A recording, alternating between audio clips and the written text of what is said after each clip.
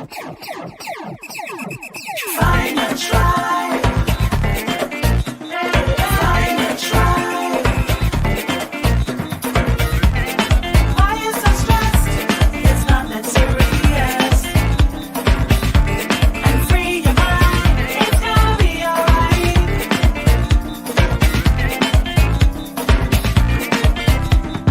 Find a tribe. Find a tribe. Find a tribe. Find a tribe.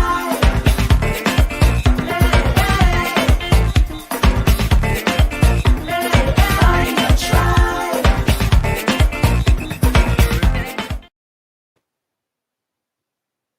You're listening to Glory 93.9 FM. It is 31 minutes gone by the 4 o'clock hour. It's your girl Marisha here in your company here on this beautiful Thursday. It's the last day of September, y'all. Can you believe it? Like, what happened? Where did September just like came and it left? And I just feel like I wasn't there when it happened. I feel like I wasn't there when it happened. Oh my gosh, it's a beautiful day to be alive. It's a beautiful day to be excited about life. I don't know about you, but I definitely during these times, I'm not taking the breath that God gives us every day for granted. That means that there is still purpose and it's alive and well on the inside of us. He is still lending us his breath because he has something that he's placed on the inside of us that needs to be birthed in the earth. There's an audience that is out there awaiting us to walk in the God-given purpose for our lives. So listen, don't sit there in depression. Don't sit there and cower. Don't hide. Listen, be the amazing person God has called you to be. Live your life to the fullest. Milk it to the last drop. Make sure that you are all that you can be for the honor and glory of God and for the impact and influence of the kingdom in the earth. I'm so excited for today's show. I have a complete stranger in the studio with me, basically. We've been kind of following one another for a while, but this is our first time actually sitting down, having a conversation with one another. So I'm going to have to do like how I do everybody. I have to tell everybody how I met you. So this one is going to be a little strange because there was a time when I met you, like I actually met you face to face. It was a long time ago. And today's guest, I saw her and heard her speak for the first time at an event that Raquel Pinder hosted. It was right here by J Line Fitness. Like, yeah, that was a while ago. And that was the first time I heard you speak. I didn't necessarily have a long conversation with you. I walked up to you after the event and I told you what you had to say was an encouragement to me. It was a brief exchange. It was very easy to forget. Very easy to forget. But that would have been the moment that I first knew who you were and my first encounter with you. And then we've had a few opportunities to talk on social media. And one of the things that really, really, really encouraged me about my guest today that I'm about to introduce to you guys in a few seconds is that she reached out to me concerning my show. I didn't hit her up. I didn't talk to her. Like we weren't previously having conversations. I mean, aside from liking each other's pictures or posts on social media, she reached out to me and just said, wow, I watch your show. I just stumbled across it. It's so great. You're doing awesome things. And she just sent me a word of encouragement, not a slip in. Can I get on your show? Like none of that. It was just like, I see you, girl, you doing your thing. And I just want to say to you, you're doing a great job. And from that day, I said to myself, she's going to end up on the show one day. I don't know when, but I added you to the list of persons that I would eventually invite to be a part of the show. And then unfortunately, I had to take a little break during the summer because we had some things that happened around here, some people that we had to say goodbye to. And so it took me a while to get to you. But I'm excited that we're finally here. We're finally together. So I want to introduce for the very first time on Girl Talk, and I'm hoping that it won't be the last time, ladies and gentlemen, my guest today, Mistress Keshelle Davis. Hey, Keshelle, how are you? Good. I know. Pull that mic a little bit closer to you. You're gonna have to, yep, use all your muscles. I'm not hearing you. Just talk. Let me just make sure I get you in there. Good to be here. I'm not hearing it myself either. Yeah. It's good to be here. ABC 1, 2, 3. All right. We're gonna figure out what's happening in a second, y'all. I have to be producer and host at the same time, so y'all don't judge. Oh, I think this is it here. Let's try that again. Talking that for me? Hello, hello, hello. No. Okay, y'all. Give me 2 seconds. I'm gonna take myself off the screen so this don't be ghetto. I'm just gonna switch the mix around. You can have this one, right?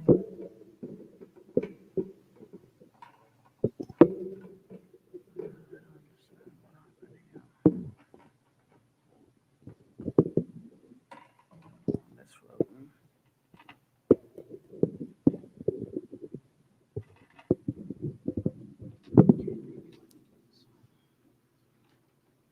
Let's just move this one.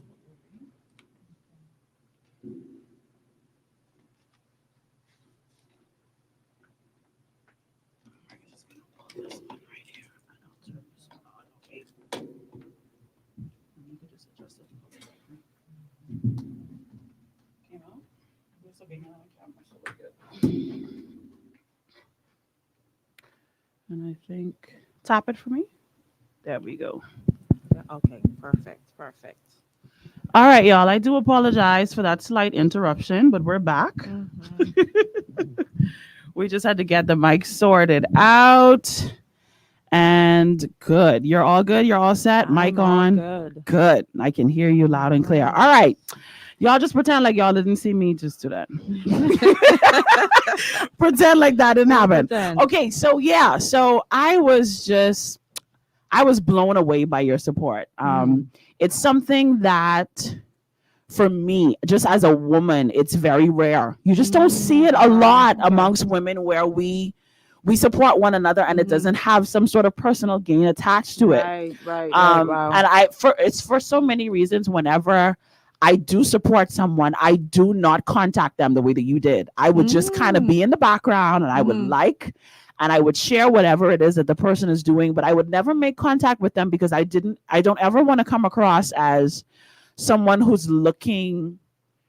Okay, so let's say you were doing like a live or something. Right. I would like it. I would share it with people, but I would Okay. never be like, "Hey, Keshelle, I shared your live." Like I would never do that because I don't want to come across to be that person like, "Oh, so she's sharing my live. Maybe she want to come on my live." I don't ever want to open the door to that. Got it. It's just support. I just want you to know I'm in the corner, in your corner. I'm watching you. You doing it, and I'm like, "Yeah, like do this," And so when you reached out to me, it was so genuine and it was so pure. It was an example for me. Okay. Because I've always been so concerned with, I don't want people to think I have a impure agenda. I often took myself to the other extreme where I didn't speak at all. I didn't say anything. And so what you did for me was show me like, it's ways you can do this. You can be a support to people. You can reach out. You can say how you feel. And they can know that like there's no hidden agenda here. I don't want to be on your show. I don't want to be up there standing next to you on your platform at your event. I just want you to know that like what I think you're doing is amazing. And I'm blessed by it. I'm encouraged by it.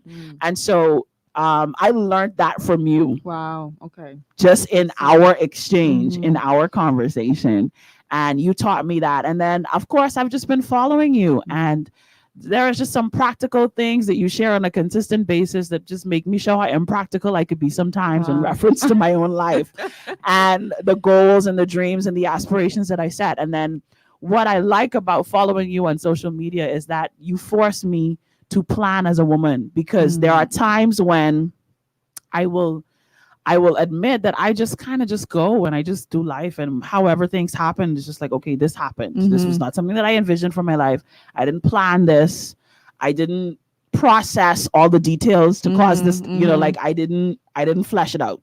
I just was like, you know what? I'm going to do this. And I just got up that day and do it. I do that a lot with my hair. I don't calculate the amount of money that it's going to cost to get what I want, right? That's a different story, man. I can't get between a woman and her hair because I don't calculate it. I just be like, I tell my hairstylist, okay, so I feel like going blonde this week. And I want a blonde ombre, and we have to get new hair, and then you're going to take this hair out and put new hair, And I It's a just be like, lot. okay, so that's what we're doing. And she'd Yeah. be like, okay. And then when she give me the bill, I just be like, I Mhm. didn't process that. Right. You didn't figure out. You just looked at the Z. You didn't look at. Yeah, I didn't look at all of that. And so that's one of the things Mm. that I learned from like just your posts and the stuff that I've seen here and there. Like it forced me to say, no, Marisha. Actually, I don't call myself Marisha. When I talk to myself, I refer to myself by my middle name. And so I say, Rochelle, you need to plan. Mhm. You're not planning here. This is not smart. You're going to Mhm. need gas next week. You can't spend $500 on your hair. Right. You're gonna need gas next week, and you're gonna need to eat the week after that Mhm. because the groceries could be gone by then, Yep, Yep. So it's just little things that I think we take for granted sometimes Mm. that could make our just living experience so much easier. That I just was kind of pulling from you every now and then, and Awesome. I really admire that you have your lane and you're Mhm. not trying to borrow from anybody. You're not trying to copy anyone. You are you. Mm. And I admire that about you. Thank The you.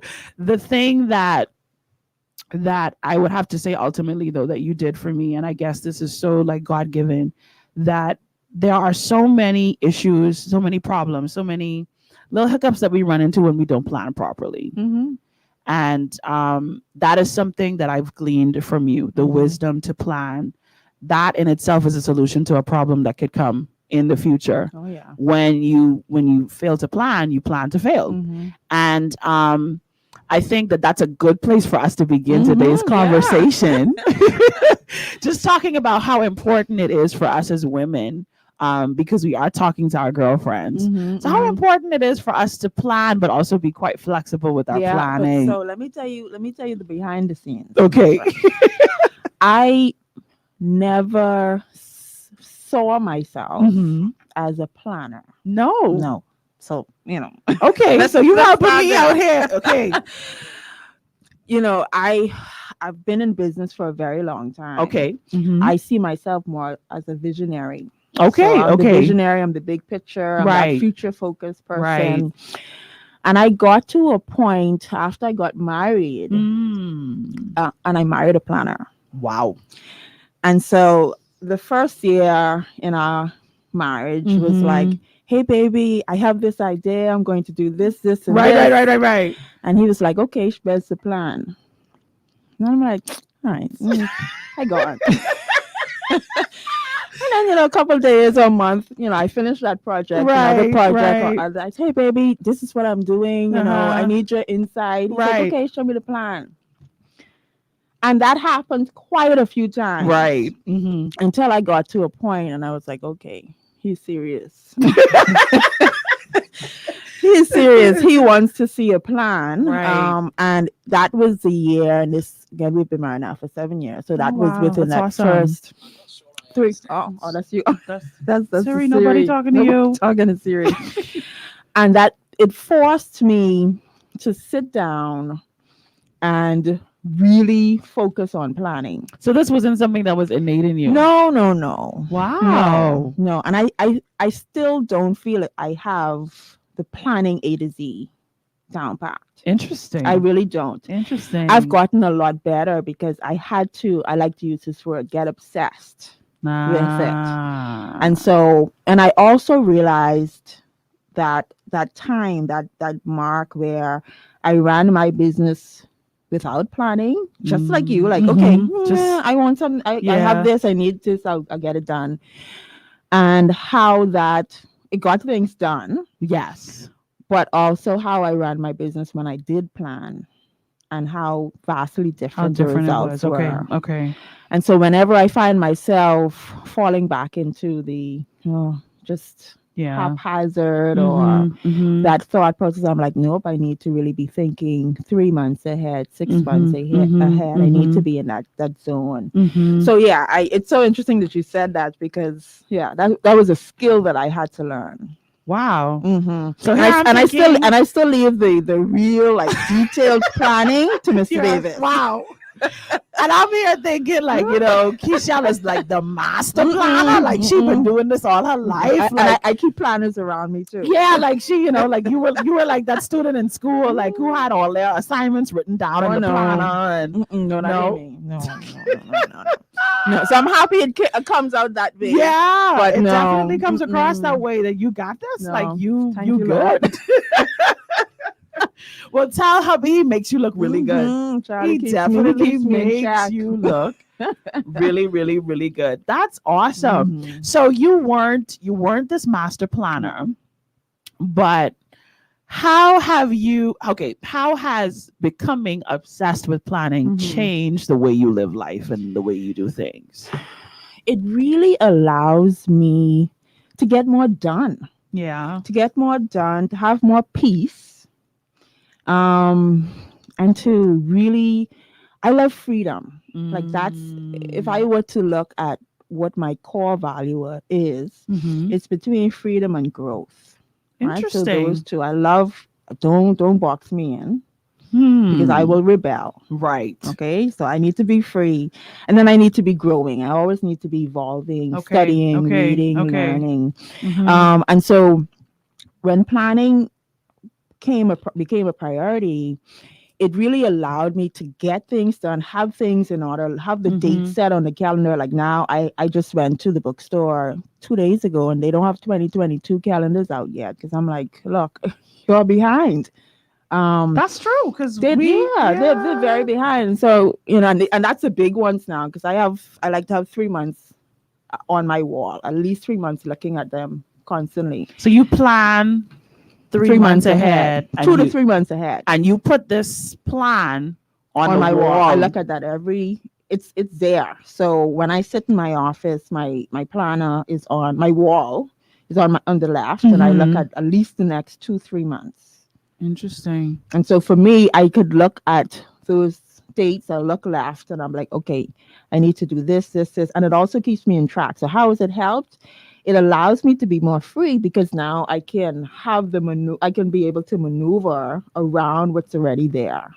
So adding structure and planning added freedom to your life. See, because for somebody like me who is probably the older version of you, fighting to become the newer version of you, right? Who, like I could, I decide to pick up and fly to Fort Lauderdale because somebody I would do that now. I would do that. I like to travel because somebody asked me to and move everything around in my life because somebody asked me to do this. Like I would do that, but I wouldn't think about. I wouldn't think about what has to happen when I come back. Like I'm like the adjustments that I have to make like physically to my body. So like if I'd used wisdom, I would have like taken Friday off too. Yes. Absolutely. Because now when I process like the things that I have to do tomorrow and I'm thinking like, Marisha, why did you set a nail appointment for 7:30 Friday morning? Because now you bust up tired and you got to wake up tomorrow morning and you got to go to a nail appointment. And I'm saying to myself, this was not. And then it comes with learning though. It comes with learning. So if you buck your toe once, right? This is how I think. Right. If I buck my toe once and I know that hurt, next time it's time to travel, I'm going to remember that pain. I'm like, oh no, I need to be off on Friday. So every time I travel, I have a couple of days afterwards. Just to need that little extra. Just to settle back in. And I battled with it. So it wasn't like I didn't think. Like I thought about it, but I was like, no, I'm going to be good. I'll be fine. I don't need to use that vacation day. I should have taken it. But but I think what happens when we don't plan is that it actually creates a problem. And I didn't think that today's conversation would have even made sense in any way, shape, or form. I'll tell you guys, I'll later tell y'all. We were off air talking. We was like, what this topic about? How we can do this? What is blank slate over there? Blank slate over. Well, For y'all don't want to figure it out, I just come back in the country 2:45 today. So when I tell y'all like completely blank slate, like right now, all on my mind is I so glad I got through customs. So when I tell we did not have this plan, but I'm processing out loud and I'm just thinking like the amount of problems that could be avoided if we would just plan better. Yeah. Now, here's my issue, Keshelle, and this is what I'm pretty sure other women out here would agree with me. My problem is I am an extremist by nature, right? Okay. So I either go all the way right or all the way left. So if I'm going in on planning, listen, sister girl going in. Like she can plan. I smile because everything. I'm the same way. Like I turn in. I going in. My problem though is when I go in on planning and I become this stickler to organizing my life and making sure that this happens here and I do this here and I prepare for this in advance because that's coming 2 months later and this is coming at the end of the year. This is coming in the middle of next year and I need to do this before that. When something goes wrong and You'll unravel. my gosh, my plans are upset. It's like, wait. Everything stops. Wait, hold on. Whoa. Yeah. Whoa. No, this is not what I planned. And my problem is I can become so married. Yeah. So married to my plan that there is no possibility in my mind. Yeah. There's a quote that comes to mind, and I cannot remember who said it. And I probably will butcher it. That's okay. Slightly. But she says, planning is everything. Yeah, I know it. Planning is everything. Plans are useless, or something of that sort. So it's important to plan. It's everything because, you need to have the structure. You need to have that freedom. We talk about that peace and all of that. But plans itself, they can become very useless because, like you say, it's really just a plan. It's I always like to use the analogy, how do you get to the mall? You could plan to go to the mall one way, but what if the road is blocked? Right. Do you just abort going to the mall? Right. Because that's not in your plan. Exactly. No, you find another way to get to the mall. And so the plan is really the avenue to get to the end goal. And so if you say, okay, I'm planning this because I want to get to the end goal. Yes. If the plan is off, then find another plan or create another plan because I still need to get to the mall. That's good. I ain't giving up getting to the mall, especially when it comes time to shop and you need to get that little tape. So yeah, I consider myself an extremist myself. Yes. So I can go very far left or very far right. But when it comes to plans, I am also okay with it. I can adjust. So if it doesn't work out, you're good. I'm good. Yeah, I'm good. Now I may be like, oh, okay, probably for half a day, right? Maybe. And I'm like, okay, I keep calling myself, okay, let's just get it together. Like we gotta figure it out. I sit there. Depending on what it is, right?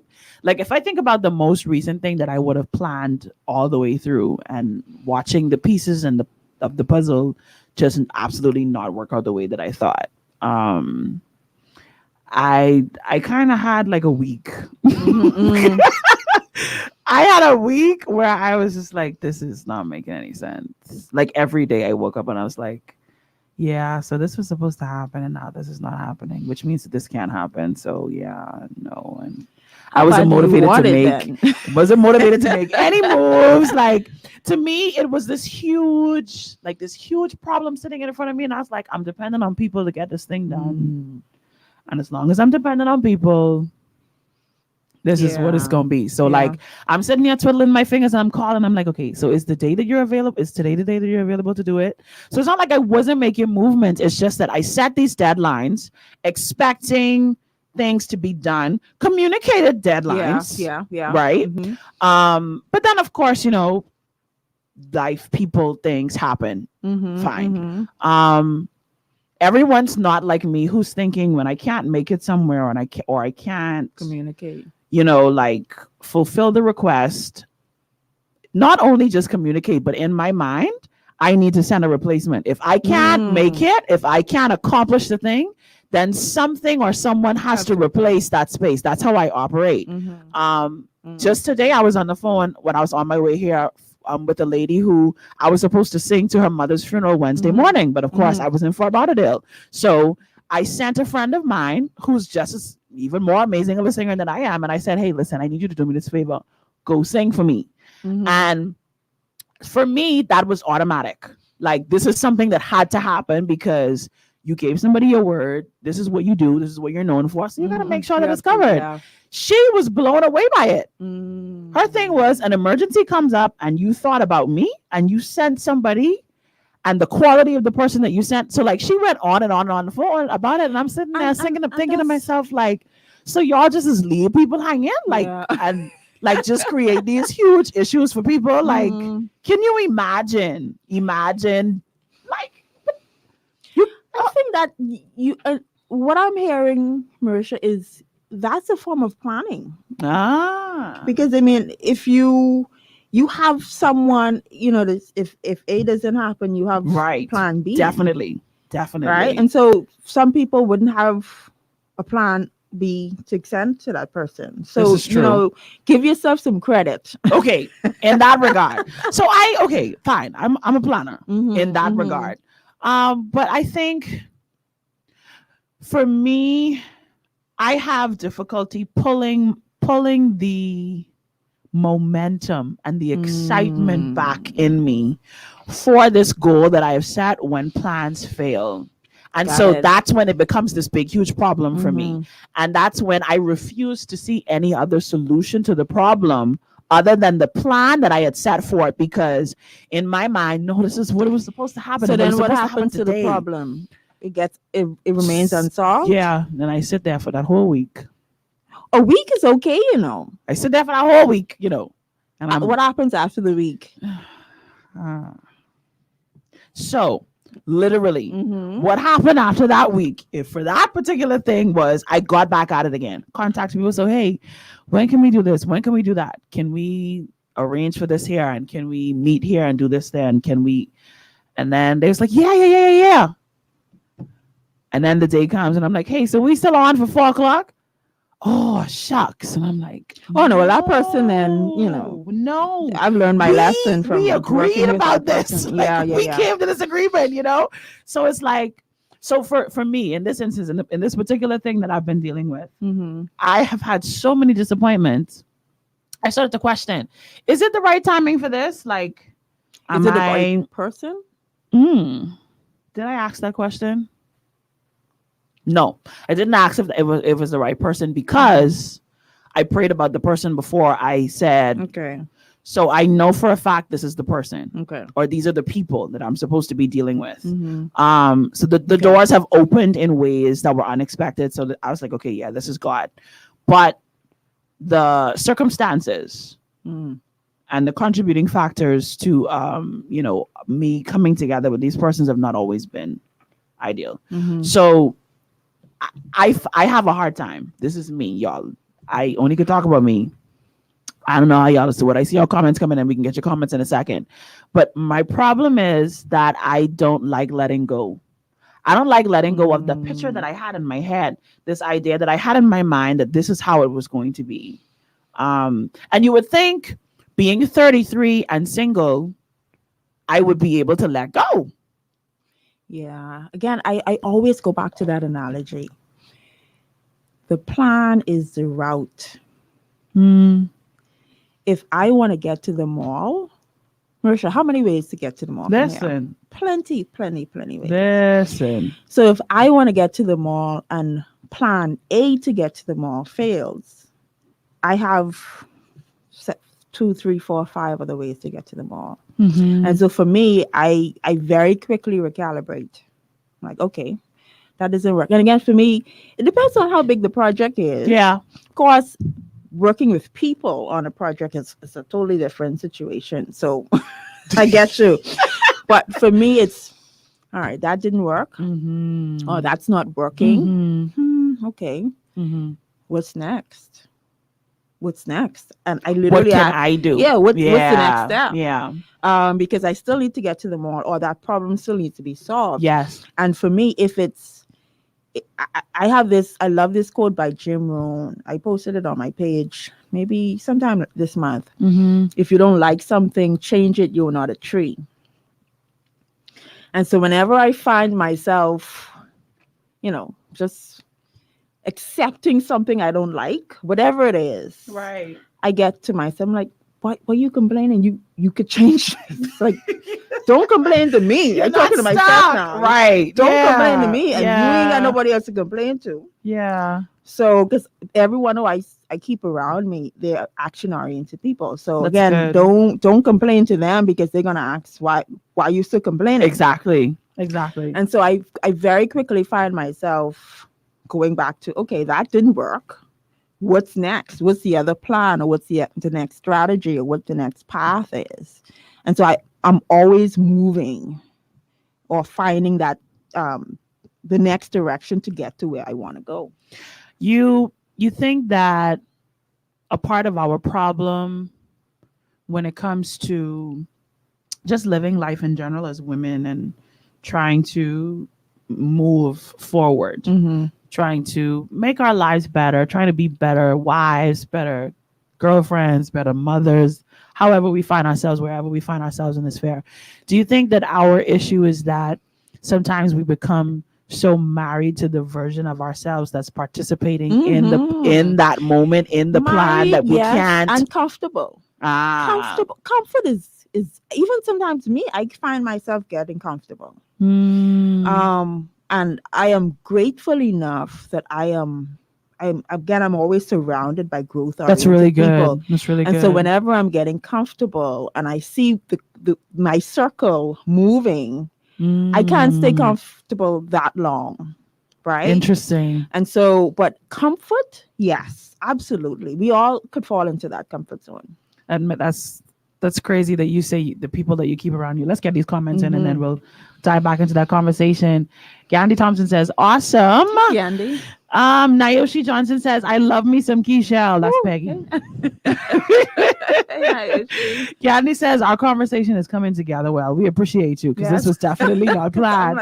Raquel says, we must give ourselves grace and space to alter plans as needed. You can't fold when the plans fail. What's your next move? She also says, sometimes failed plans is redirection for something bigger and maybe even better. I said sometimes. Yeah, you're right. Sometimes.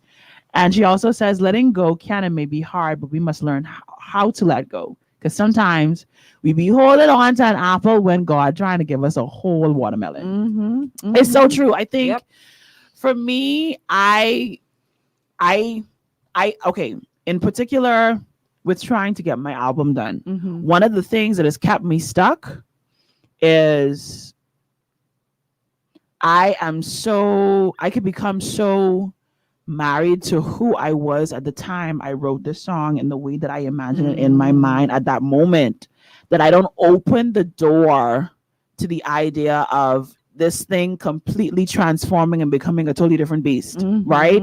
And so I fight and I hesitate and I push back. And so of course that creates delay. And then I'm critical and hard on myself when I listen to it and I'm like, oh, I don't like it. And then I go back at it again and then I'm like, okay, no, because it doesn't look like or sound like or it's not similar to what I had imagined beforehand. And so it becomes this big problem for me. But then I realize I've created this problem for myself because I'm stuck with the birthing place of the vision. And I am not willing for the actual baby's features to change and then the toddler to look completely different from how the baby looked. That is when I coach women in business. Yes. We talk about that a lot. Yes. That cycle of improvement and growth. That reiteration, get version 1 done. And version 1 could look completely different in 3 months than it did when you first version 2 could look completely different than when you first launched it. And it's based in fear. That's really what boils down to. It's based in fear. It's based in perfectionism. Yes. It's based in concern about other people's feelings opinions. and Yes. opinions. Yes. And so it's a matter of realizing that that's the root and dealing with the root of it. And how do I get past the fear? How do I get past the perfectionism? And how do I get past worrying about what people will say? Seth Godin, I love him. He's an author. He uses the term "ship it," right? Interesting. Okay. SHIP. And that's his thing. Just ship it out there. Get it out there. Wow. Get it out there.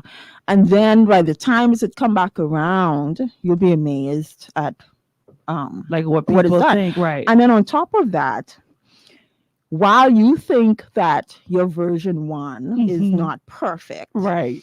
the people are waiting on that draft. Even if you say that's junk, Yeah, if you call it trash. people will be transformed by that junk if you allow it. And I'll give you an example. Last year, what happened last year? Mid-March, I made a steep pivot. My core business was corporate training, so working with companies, training their staff. Of course, when March 2020 happened, my clients for that quarter all canceled within that day. I'm like, okay, God, what's going on? That was crazy. And I created this course called Online Business Lab, Get Online, right? And I did this whole promo, Get Online, Get Your Business Online. I have a tech background. Okay. So, nice. And so I did this course. We had like 1,100 people go through the free course. And then I sold an online course, How to Get Your Business Online. And last year we had 82 students go through that course. If I tell you that course was version 1, meaning it just wasn't, it was far from perfect. Wow. Far. Did I say far? Far from perfect. I got it done. I got 82 students, and that saved my business last year in terms of revenue, right? Wow. If I had waited for that program to be perfect or to have it all together before I launched it, there were persons who their business was saved last year because they was now able to quickly move online because they had the knowledge to do it. Now I'm in, the second year and I'm redoing it and revamping it. But you have to just get it out there because half the time it's not about you. See, I hear you, right? I hear you saying, get it out there. I hear you saying it's not about me. And be willing to go through that ickiness. Yeah. Because let me tell you, there was a lot of ickiness because you had students who say, Keshelle, that's missing, or the thing drop off, or the video cut off. And I'm like, okay, yes, I'll fix it. And I just fixed it as I got feedback. And it was icky, but it still was done. And I don't think we are prepared to go through that. Again, that's the discomfort of I'm not sure what people will say, all of that stuff. I think for me, I'm listening to you talking and I'm going to tell you like literally what's happening on the inside of me. There's almost like a resistance to what you're saying because it's almost like you're saying for every problem there's a solution. And there's something in me that's saying no. Why not? No, there's not a solution to this. This is a problem, and I'm going to hold on to my problem. No, and I know that I'm not the only person who feels that way. Like, and that's the problem. You have this woman on the inside of you that is fighting to hold on to your problem. Like, and you're fighting for dear life, saying, no, I know this problem. I'm comfortable with this. Listen to me. I know this place. I know this place. It is very familiar. I know this place of being unsure. I know this place of being frustrated. I know this place of being angry. I know this place of being sad and depressed and disappointed. I know this place. It is familiar to me. I don't want to step into the unfamiliar place that's actually the solution to this problem because my problem is I know what I know. I know what I know. And life is throwing so many uncertainties at us, even more than the normal way of life was for us before this Mhm. pandemic hit. So we're faced with gross uncertainty now. And so now you're telling me this one little space that I had where I was so comfortable, where I was like, I know I could do better, but I'm not doing better because I know this space. I know this person. I know how Yeah. to deal with me when I'm disappointed. you you live with the regret of staying where you are, Mm-hmm. or the pain of discipline, right? And so it's really choosing which option That was you powerful. want. Wow. For me, I cannot stay in a place where I am dissatisfied. Hmm. Not long. Hmm. Um, and it's this is a quote that I found: solve the problem or leave the problem. Do not live with the problem. So many people live with the problem.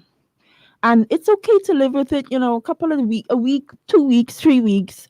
When you look at a year go by and I meet you next year and you still have that Still have the same problem, problem. Is it still a problem then, or is it now a part of your character and existence? yeah, it has to be. Hmm. I mean, what else? And this is just how I think, Yeah. right? Mm-hmm. What else is there? Hmm. I had a mentor, Carmelita. She used to ask me, because we could fight for our problems and we could Yes. justify our problems. And her and her husband, they worked together, and she would look at me, how is that working out for you? And it's just that question that kind of cuts you. Yeah, Like, how? No, it's not working. it's not. It's not. And so if it's not working, It's not working. why are you? And this is another quote. So I pulled up some stuff. Mhm. Tony Robbins. Identify your problems, yes, Mhm. but give power and energy to the solutions. So we give power to the problems, Mm-hmm. and I think that is what really at the core is the biggest issue. Yep. And because, like I said, the problem that I have, like let's say my issue is I like to shop. Mhm. This is very true of me. Yeah. Okay. I like to shop, and let's just say that my problem is that I don't use wisdom in reference to my finances. Mhm. So my problem is that my desires take priority over my necessities. Mhm. And so, because I know I have this problem and I don't set the right boundaries in place, then it seems like when I come to points in time in my life where I need to make a financial decision, I'm realizing that I can't make this financial decision because I shopped. Mhm. And so, and this is something that I've lived with in real life, of course, Mhm, also. And then somebody says to me, okay, so here's this information about how you can better budget and how you can do this and how you can do that. And like, I look at it and I'm like, I should read that, or I should watch that video, or I should go to that person's class, or I should do that. And I would look at it and listen, I would read the details. Mhm. I would do the research to find out what does it take Mhm. to get this information. Mhm. And then I'd be like, Mm. because Because. I want to hold on to my problem. Mhm. I want to stay with it. I want And to the question stick that with I it. have for you is, how is that working out for you? And how I like to look at it is, are you robbing your future by what you're doing in the present? Staying stagnant, Mm-hmm. staying stuck. Definitely robbing yourselves. But the thing is, I don't know what I'm robbing myself of because I'm sitting in my problem. So I have no idea what anything could look like, because this is a part of the problem. A part of the problem is I would like to stay stuck in my problem because I'm familiar with the reality that my problem creates. Yes. Let's look at this. Let's look at this analogy again. Okay. The mall analogy. Yes. I don't know, but I feel in the mall analogy. Yes. The problem is the road is blocked. Right. Okay. Do you sit on the corner where the road is blocked because the road is blocked and that's where the problem And is? just look at the mall from the And just roadblock. look at the mall or think about the mall? Could it be that you were just driving, you wasn't quite sure where you going? And so you don't have and I'm thinking of my experiences as well, of people who I work with. You see the problem, but is the desire to get on the other side of the problem strong enough? One, is it there, and is it strong That's enough? really good. Because I can be satisfied because I like I like to say this. I like the idea of going to the mall, but I'm not committed to going to the mall. No. So I okay sitting there because over there the mall is nice. It's a nice to have, but it's not. And it's good to talk about it too. Yeah. I'm going to the mall, Yes. y'all. I go into the mall. Mhm. And you tell everybody. That's the intention. You tell everyone. But I go into the mall. It ain't that serious for you. And so it could be that where, because I'm a big proponent of dream boards. Everybody know me. I know I've done some dream boards. And I think a lot of people, their vision, their dream isn't strong enough that pulls them. Right. So for me, again, whenever I find myself settling on something, I have such a big vision and such a big dream for my future. Right.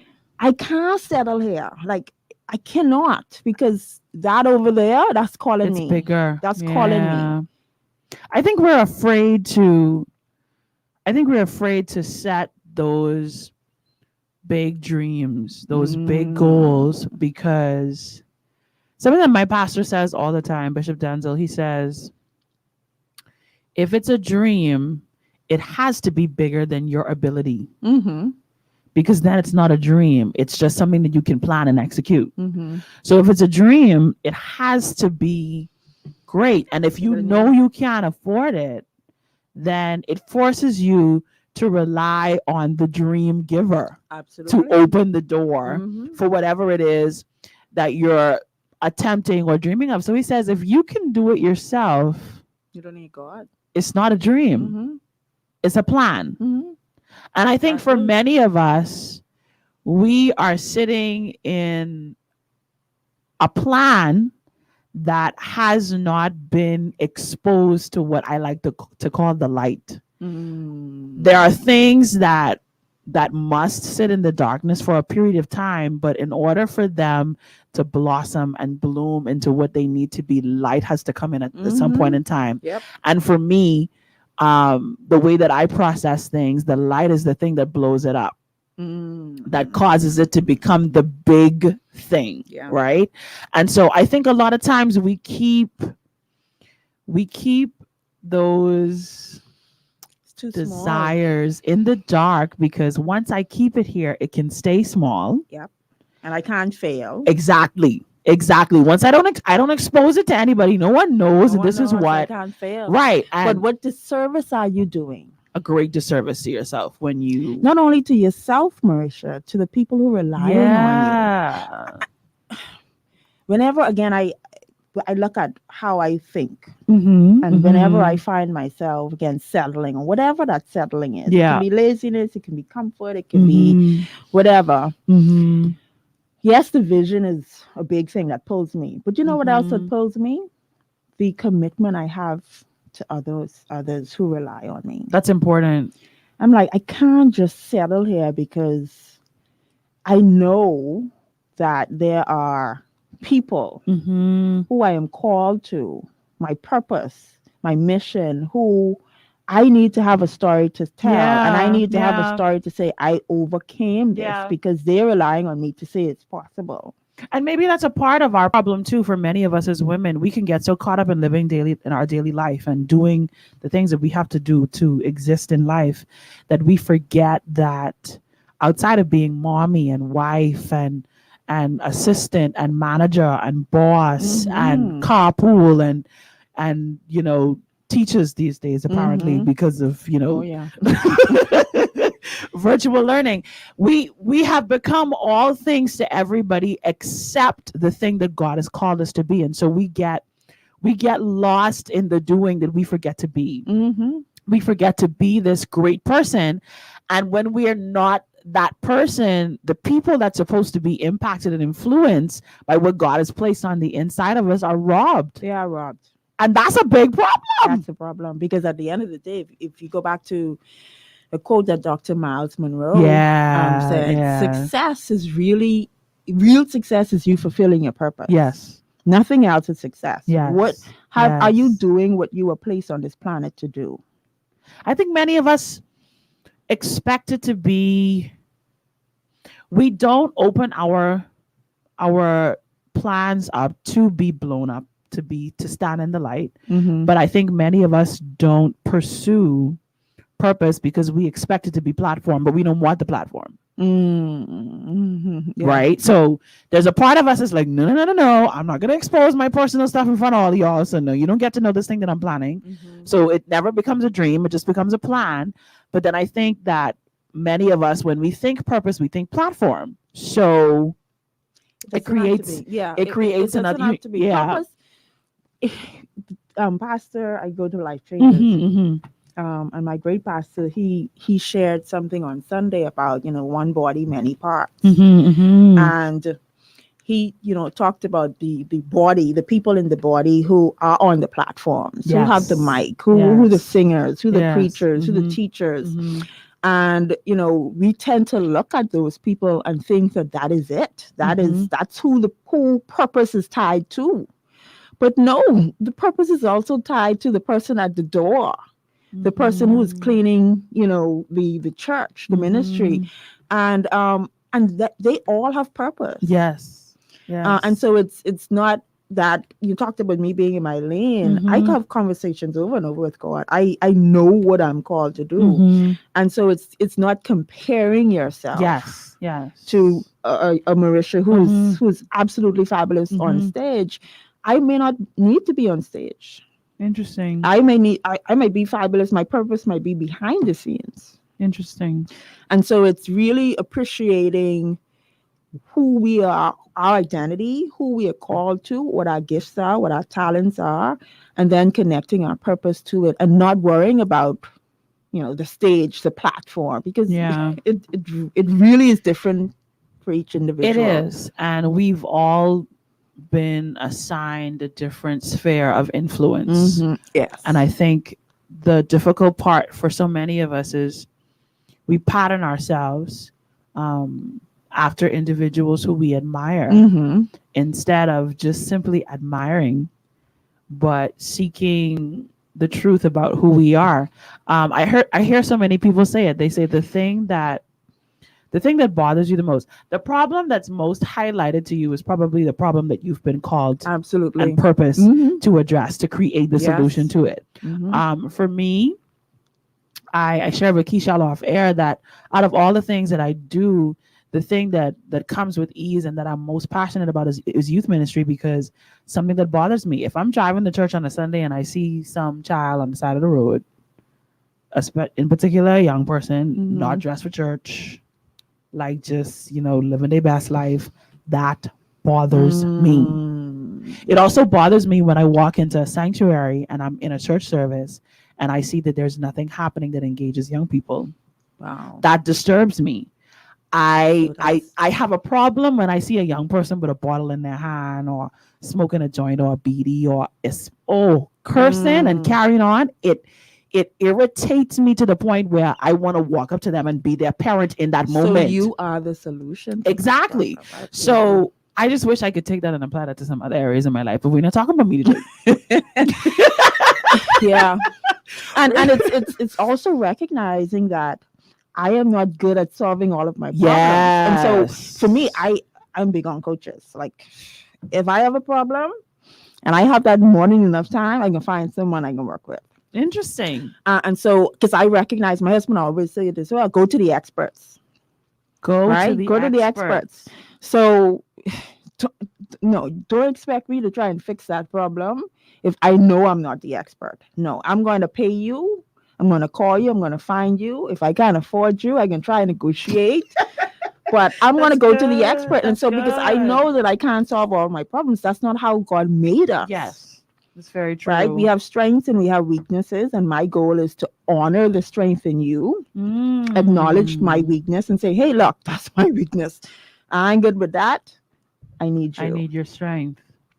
But we try to believe that we could solve all of our problems. I don't think we can. I think that's in God's infinite wisdom. He created Yeah. us to To coexist need one another. with each other. Like you mentioned, that Apostle Valley preached, the Mhm. body being many parts. I want to solve my problems on my own though. No, And this no, is, Shana, you know, I can this I can This, pay but this someone. is the fight. This is the fight that we have on the inside of ourselves, though, as Mhm. women, because there's a part of the nurturer in us that makes us feel like we have to be all sufficient. Not, like we have to be all sufficient. Yeah.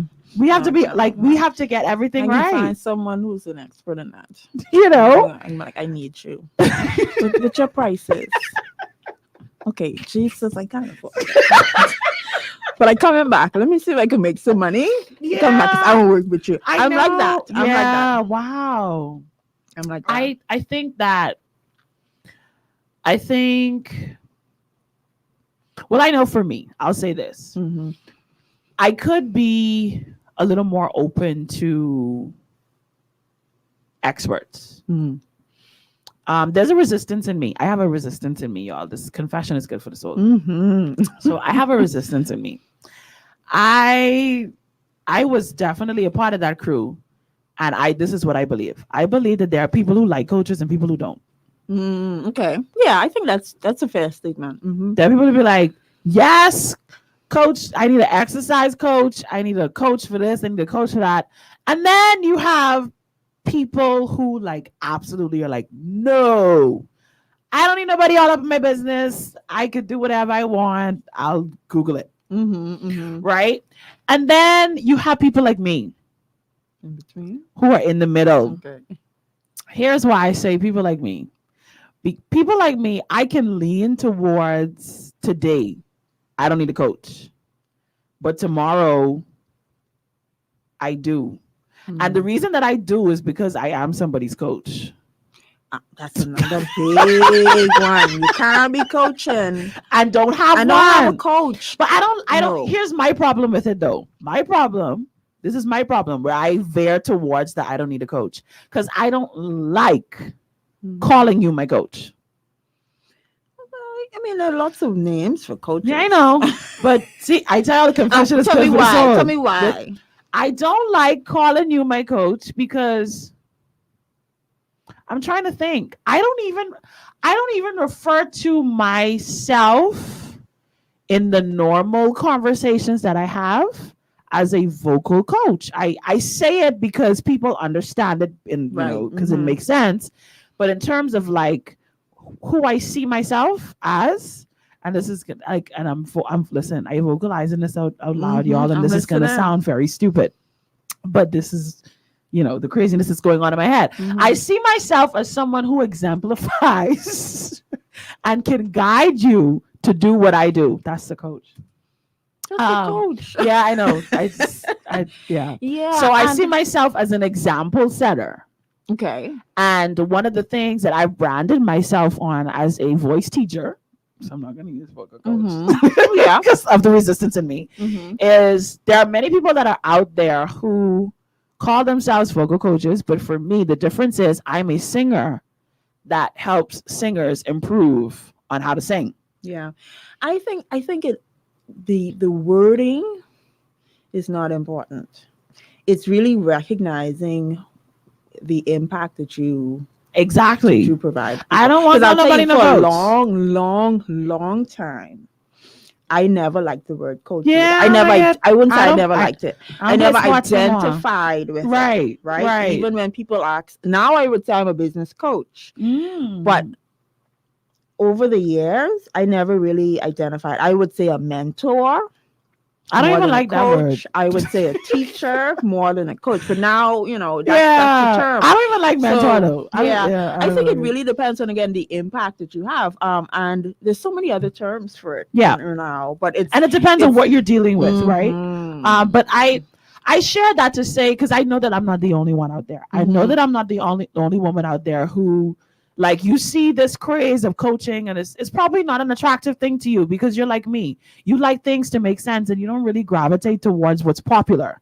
And that was a part of my resistance to it too. I listen.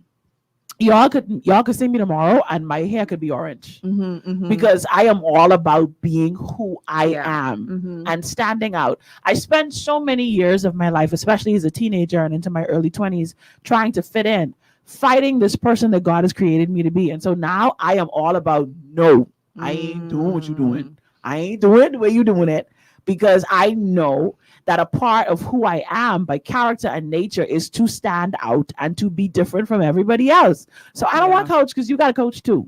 I'm not going to be around here having no coach because everybody in the world got a coach, you know? And so that's a part of my resistance with it sometimes too. However, like I said, I'm not forced, but I am forced to be that coach because this is something that I do that people need from me.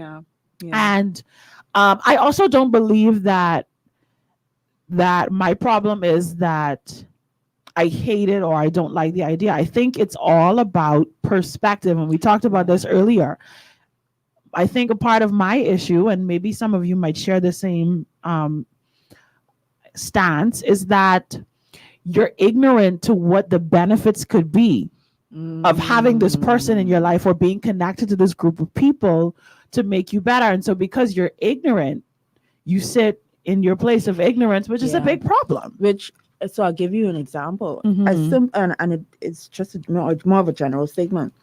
So what a coach does for me is prevents me from staying stuck. As I go about my business predominantly, as you make decisions in your business, there's something you're always at a crossroad, right? And that's life. Do I go left? Do I go right? Do I turn back around? Do I keep moving forward? And it doesn't have to be business. It could be any area of your life. And we as humans, some people have this natural ability to just make a quick decision and move on. But we as humans could tend to get stuck in that valley of indecision. Definitely. Right? And we could be there for days, weeks, months trying to make that decision. When I could pick up the phone, call a coach, and again, coach in quotes. It can be a mentor, it can be a strategist, it can be whoever you want to name it. And you say, hey, this is what I have this problem. This is what I'm trying to figure out. And in 2 minutes, literally, you can say, oh, that's what you can go boom, boom, boom, boom, boom. Because one, they've been there and they know what you're trying to do. They know how you're trying to get there. And so it's that for me, that's what I love about coaching. It keeps me from not staying stuck.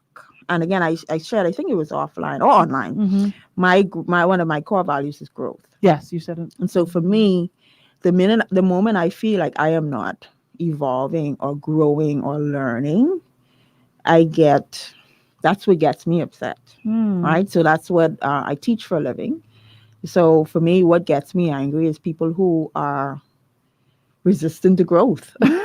Like, don't come around me 6 months from now and tell me you want to do that, but you ain't do it yet. Because I can try and figure out, like, what's going on, right? Like, no. Let's get some more these comments in here. Raquel says someone needs to help the congregation park their cars. The parking attendant serves a purpose. Absolutely, I agree. Sandina's, she's talking to me. She says, embrace it, honey. I know, I try it.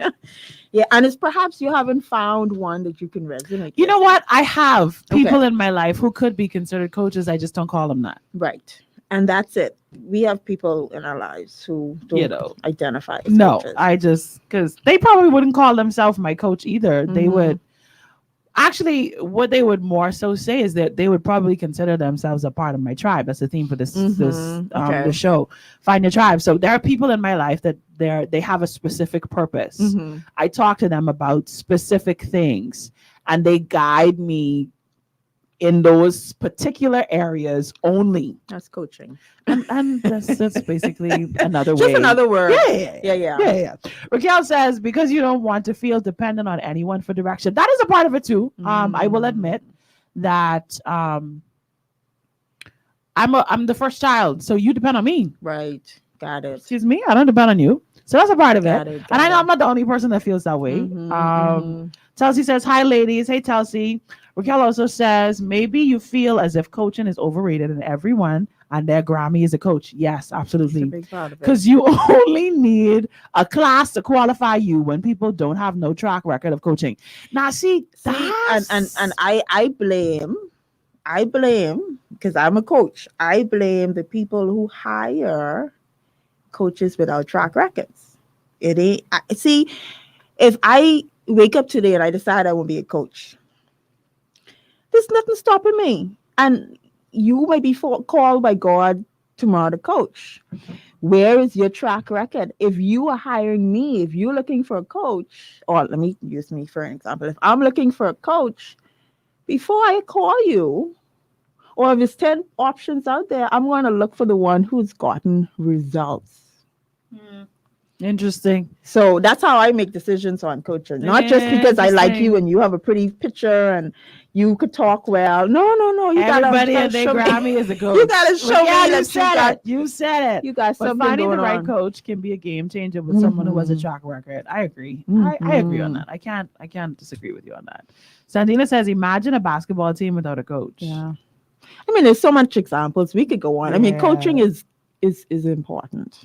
I think what's important is what's at the core of it. You need people in order to accomplish the goals, That's the dreams, it. and aspirations That is that it. God has placed on the inside of you. You also need some people to help you find solutions to those problems that you have to cause you to come out of that place of staying stuck. Because if we just do life by ourselves, staying in our little tiny bubble, in our own little space, doing what we do and living life, which is where many of us have been, especially because of COVID, we eventually find ourselves stuck in this place where we're holding on to our problems, when our hands are not open to receive solutions. We're not open to any kind of change or transformation or forward movement. We're stuck.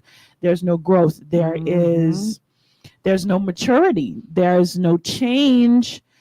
Everything's kind of stale. Yep. And it's just like, all right, I'm just living, I'm just existing. I was having a conversation with a friend of mine, and I was telling her that in my last message to the young people, I expressed to them, this is me talking to millennials and Generation Z, even though I am a millennial. I expressed to them, like, I have a problem with y'all. I said, my problem with y'all is that y'all are starting at a place in life that was like the place that I sat in just before I ended up in a very low place. And I told them, I said, my problem with Generation Z is that y'all just don't care. You're not passionate. You don't get excited about anything. It's just whatever. It's whatever. You don't place expectations on anything, so you can't get disappointed. And if something good happens, then you're like, okay, yeah, that's good. But there's just like nothing. It's like nothing. It's like whatever.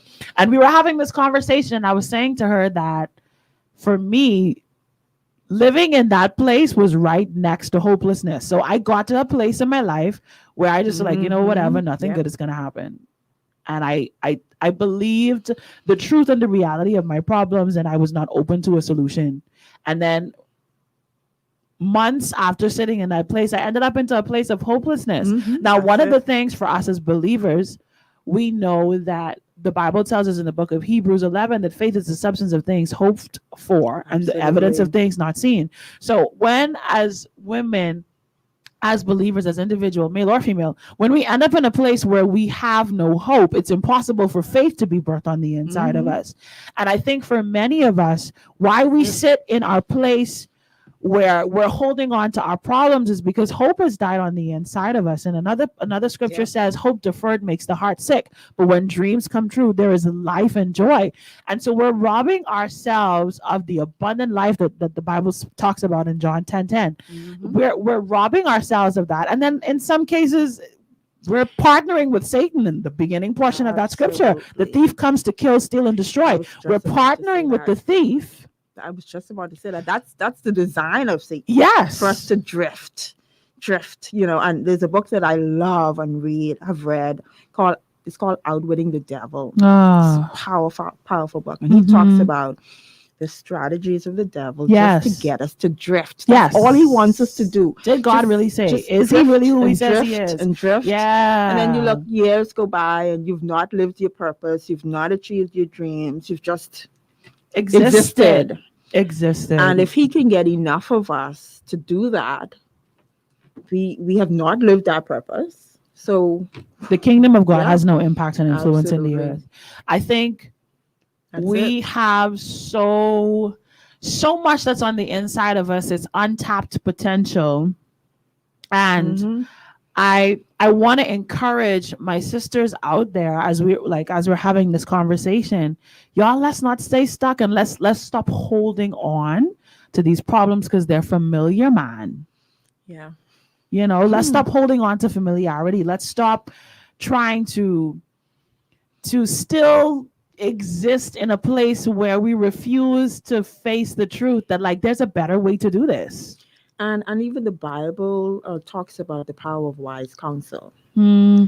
And so if you recognize that you are looking over 6 months, a year is coming by Yeah. very fast, and you are in that same place Stuck. than you were last year this time. And if you really look back, you were in the same place that you were 2 years ago before the pandemic. And then if you realize that you're not moving, you cannot just sit there and say, I don't know. And that's where, I believe that's where the power of, again, coaches come Yes. in. And it may not just be a coach, finding someone who you were inspired by, Yes. or who is moving, or who is growth oriented. Mhm. And that's a whole other conversation, because there's a difference between a growth mindset and a fixed mindset. And so, I may Interesting. be, there's a book called, I forget what it's called, Mindset, just Mindset. Mhm. And she talks about the growth mindset and the fixed mindset. And so there are people who have that fixed mindset. So they believe that I'm not going to grow, or I'm not good at math, so I'll never be good at math.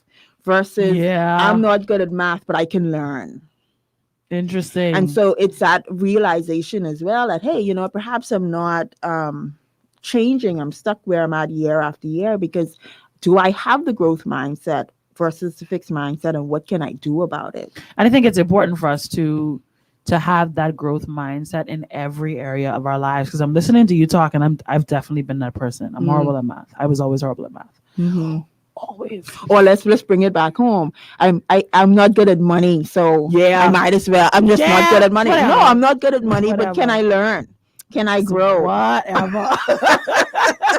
I know for me, for a very long time, something that always excited me was graphic design.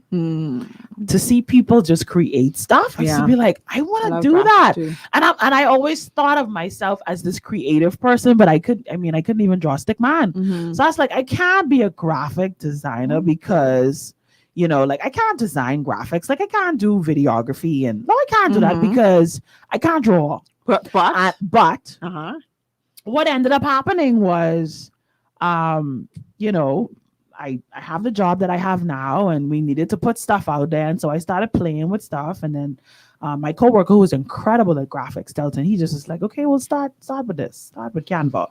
Use these templates, start making adjustments. And then I was like, okay, cool. And so I started making these little adjustments. And, the first set of stuff was horrible. And it was... Which is normal at the beginning. Yeah, it was trash. And I would go to him and he'd be like, yeah, no, do that again. And then, I'd go to him, and I'm at a place now where I'm actually working with Photoshop now. Your girl using Photoshop, y'all. You know graphics. If you Photoshop, y'all. I ain't got the shortcuts yet. I ain't got the keyboard shortcuts. I still right clicking things to figure out what it's supposed to do. But your girl using Photoshop now. So, and then I'm also finding other tools too, because what I'm realizing, the more that I do it, I'm finding templates online, because there's templates everywhere. Somebody out there is making it easy for you to do whatever it is that you want to do, right? There's the problem, the solution. Absolutely. The solution is somebody out there doing it, and they're going to make it easier for you to do it. What I discovered is that, wait a minute, I started looking at work of other graphic artists, and I'm like, this the template you use to do that. Absolutely. And oh, so use this. Oh, so you charging people $60 for this design, but you copy from this person, and like, and that's and how it now my is. eyes are being open to the reality that like you can do this. So something that I told myself that I couldn't do, I now find myself doing. Now, I will be the first person to admit, don't pressure me. Okay, and that's okay Don't. because that's knowing. That's also knowing I know who my you limit, are my and what your limit, limits and how you exactly. work. That's ideal. My creativity cannot be pressured. Okay. My creativity has to flow in a free, open, unrestricted environment. So don't ask me for no design and give In me a a day, deadline in a because day. it's not gonna happen. No Let me design in be a free. day. Let me be free with my own inner deadlines that aren't real, because the real deadline is like 3 weeks from now. Right. I And got so, I could live a life with freedom. So I was open to that and accomplished it.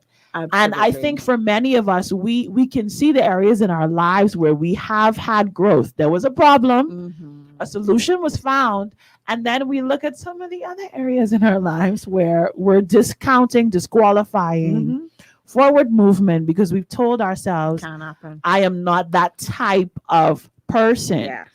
That's a form, that language, that conversation, that approach is a way of holding on to a problem and refusing to see a That's solution exactly ahead. what it is. Ahead of and you. any area of our life we can fix. Yes. Any area. It's yes. really dependent on how bad do you want it and how you find the solution. Right? Because there are solutions that are out there, and then there are many types of solutions out there. Right? A solution can be in the form of a person. Yes. Solution can be in the form of a tool. Right? And so again, it goes back to how bad do you want it? Or are you comfortable with Do you even want it? just talking about it? Or do you want the idea?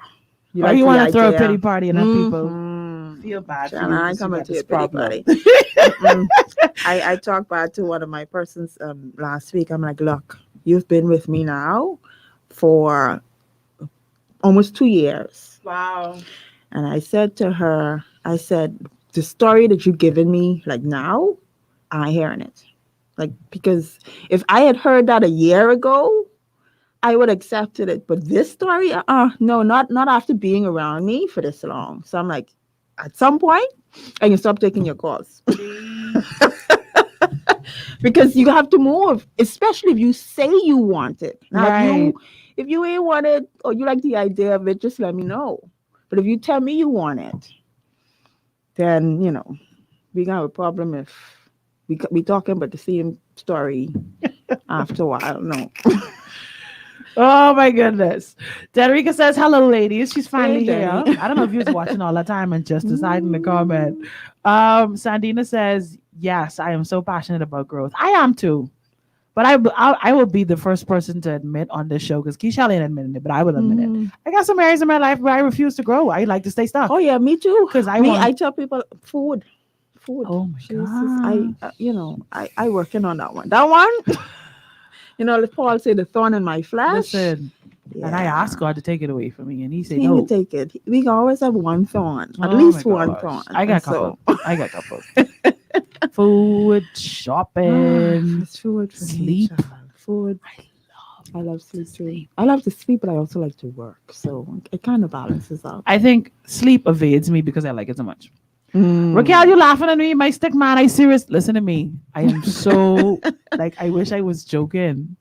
I couldn't even draw a sensible stick man. And guess what? That's what Canva was created for. That Yeah. was the solution for The people like solution you. for people like me. The solution for people like me. Sandina say, "Boy, say you all because I say as a graphic designer now. She's celebrating." Raquel says, "Hey, big time of Photoshop, child. I still learn how to use that. Trust me, I was afraid of it. And in some cases, I still Photoshop is am. powerful. In some cases, I still am. But Shop is powerful. yeah, I think it was just a matter of like being okay with stages. That's something that I had to learn. Because I remember the first time, watching my coworker, like observing Delton as he was doing it, I was like, ooh. And he knows like all the keyboard shortcuts. So like all of a sudden you just see him press 3 buttons or 2 buttons, and it's like the How did you image do that? completely transformed, and I'd be like, wait, what? Wow, what? And so it was intimidating. So I didn't want to do it because when you see people who are proficient at something You compare and you know yourself. you're starting from zero, you automatically start at the place of comparison. I'm like, that's just not- not No, smart. it's, Like, it's yeah. how could you look at You somebody can't do who's it. proficient in something and Be think, prepared to suck at the beginning. yes, that's good. That's a normal part of learning. Like, that's really good. Be prepared to suck. Anything you start, be prepared to suck at it first. And if you can get past that stage, because a lot of people give up right in that stage because it's Yeah. hard, it's Yeah. frustrating, it's embarrassing, it's not working. Mhm. But if you could get past that, there's 4 phases of learning. If you could get past that initial phase of, feeling whatever you're feeling, that ickiness, Mhm. then you could you can continue. But a lot of people in our group, I have a program, and we celebrate Fridays as Failure Friday. We call it Fire Fridays because we don't want to say failure, but Fire Fridays, Mhm. and that's what we do. We celebrate all the failures that happened in the week. So if you failed, if you mess up in any way, wow, come, let's bring it. Let's talk about it. Because I found that we were afraid to talk about the failures. yeah, because you don't want people to know you're a No, failure. but that's a part of I'm growth. perfect. What? That's a part of growth. Don't fail. Don't make mistakes. Oh, if you don't fail, I get it. If you don't fail, you're not stepping out. You're not growing. You're not stepping into that unknown. Yeah. Oh my gosh. Jedrika says, I feel you on that. Don't brush me. Yeah, no, don't. Yeah, no, Don't I run would up on true in me. that too. Yeah, no, I can move in my time. I can do what I want to do when So I'm don't be paid to ready. graphic designer then. No. Because child, when I want my flyer, And here's the thing. I tell people, I know. when I want my flyer, I need it. I was one of them people. You I need want it right yesterday. away. Yeah, I need it yesterday. And Yeah, if I 'cause tell you I you- can wait, I ain't really gonna wait. Yeah, and you come into me because you need it now. Mhm. Most people. Most No. people. I ain't the one. Don't run up on me like that. Nah. Yeah. Raquel says, sound like me. Don't pressure me. I need to find you need time to find your templates. LOL. It's so fun. It's so fun. It's so true. Yeah. 2 years with you. She should be able to fly by now. Child. Yeah. So I told her, I said, look, you either need to do something or you can stop taking your call. But I think too what's important is because I hear you, Raquel. 2 years with Keshelle, somebody should be flying by now. Yes. I've had voice students that have been with me for years. Mm-hmm. And one of the things that I tell them, I said, listen, I say, don't compare yourself to any other student that I have. Mm-hmm. If you encounter them, if you see them, Yep. you hear them sing somewhere, or you see they putting out a project or whatever, I said, don't do that. I said, you do that, you're setting yourself up for failure. Mm-hmm. Like you are setting yourself up for a major failure. You're creating the biggest problem Mm-hmm. that would be so hard to get rid of, to find a solution for, because you will always be looking for their outcome and not your own outcome, right? Mm-hmm. And so I always say to them, yeah, it looks like they're getting better faster than you are. It looks like they're improving, but this thing that we're doing is not just about application and skill. It's also about just general gifting, talent, and ability. Mm-hmm. And there are some people that are Mhm. just generally more gifted than others in certain areas. I said, Yes. however, that does not mean that your strengths are not your strengths. It's competing against yourself. Exactly. And so we do this thing where in our lessons we record ourselves, and the goal is the next time you open your mouth, your goal is to be better than you were the last time you opened your mouth. Absolutely. And where you don't look at anybody else, you don't compare yourself to anybody else. Your number one focus is, I got to be better. I have to Mhm. be a better version of me. And That's it. I think that's a good place for us to close the show, Mhm. where we are being intentional with getting excited about the fact that if we have a problem sitting in front of us, there's a solution for it. Always a solution. There's always a solution, and somebody has that solution. Mhm. Somebody out there is just waiting to be like, hey, I can help you with that.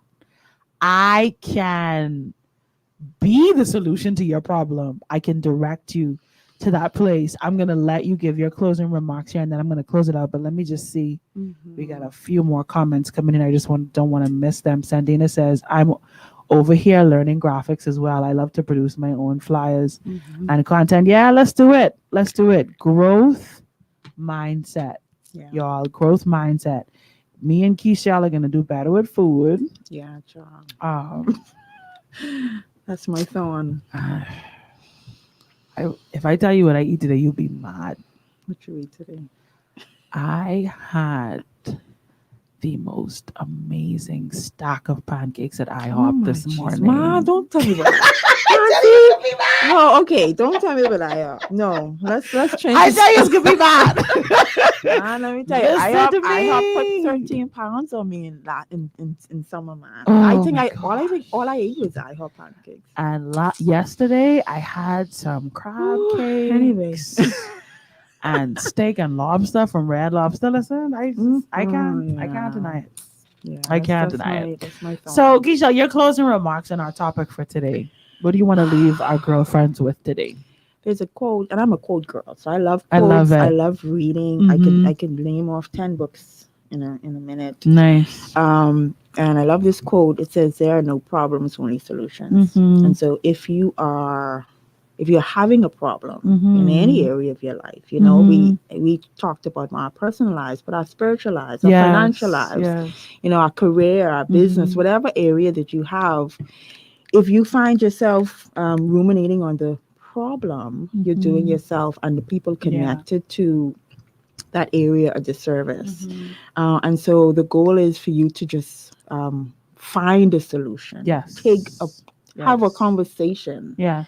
Right? Some people, the solution and if you look at what business is really solutions to problems. That's really good. Right? And so someone is either in business solving that problem or serving that need, or someone who you can connect to, who's close to you. And so don't stay stuck.